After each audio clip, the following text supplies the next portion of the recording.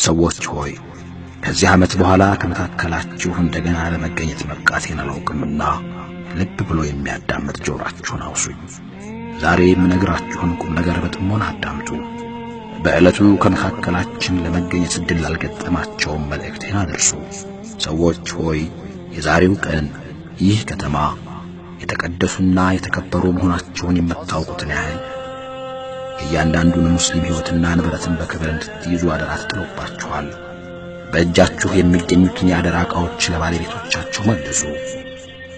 ማንም ሰው እንዳያጠቃችሁ በማንም ሰው ላይ ጥቃት እንዳታደርሱ። ያለምንም ጥርጥር ፈጣሪያችሁ ፊት በግንባር እንደምትቀርቡም አስታውሱ። የብድር ወለድ ተግባራችሁን መክፈል ከእንግዲህ ወዲያ እርም ተደርጎባችኋል። ሃይማኖታችሁን ለመንከባከብ ከሰይጣን ተጠንቀቁ። በትልልቅ ጉዳዮች እናንተን አሳስቶ በዚህች ምድር ላይ አዘቅት ውስጥ ለመጣል በሚያደርገው ሙከራ ተስፋም ስለቆረጠ በጥቃቅን ጉዳዮች ተከታዮቹ እንዳትሆኑ ጠብቁ። ሰዎች ሆይ በሴቶቻችሁ ላይ የተወሰነ መብት ያላችሁ መሆኑ እርግጥ ነው። ነገር ግን እነርሱም በእናንተ ላይ መብት አላቸው። በእናንተ ቁጥጥር እስካሉ ድረስ እነርሱን መመገብ፣ ማልበስና በርህራሄ የመያዝ ግዴታ ይኖርባችኋል።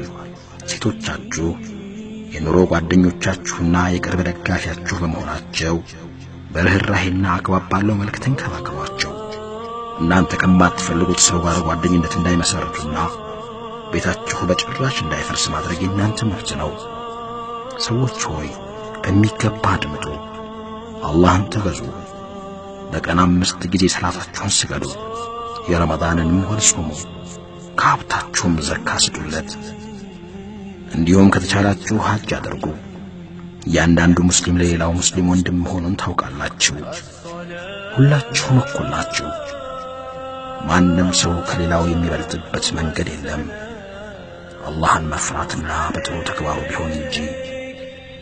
አስታውሱ፣ አንድ ቀን አላህ ፊት ቀርባችሁ ስለሰራችሁት ሥራ ትጠየቃላችሁ። ስለዚህ ተጠንቀቁ። እኔ ካለፍኩ በኋላ አላህን ከመፍራት ጎዳና እንዳታፈነግጡ።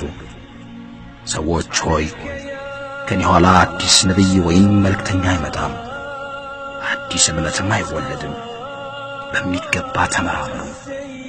ሕዝቦች ሆይ የማስተላልፍላችሁን መልእክት በትክክል ተረዱ።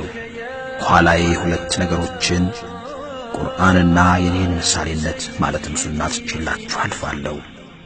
እሱን ከተከተላችሁ ስህተት ላይ ከመውደቅ ትድናላችሁ። ያዳመጠን ሁሉ መልእክቴን ላልሰሙት ያስተላልፉ። እነሱ ደግሞ በተራቸው ለሌሎች አዳርሱ። የመጨረሻዎቹ አድማጮቼም ከኔ አንደበት ከሰሙት ይበልጥ በጥልቀት የሚገባቸው ይሁን። አላህ ሆይ መልእክትህን ለሕዝቦችህ ለማድረሴ ምስክር ይሁን። ይህን መልእክት ካስተላለፉ በኋላ የሚከተለው የሐጅ ወቅት ከመድረሱ በፊት ከዚህ ዓለም ተለዩ። ሰለላሁ ዐለይሂ ወአሊሂ ወሰለም።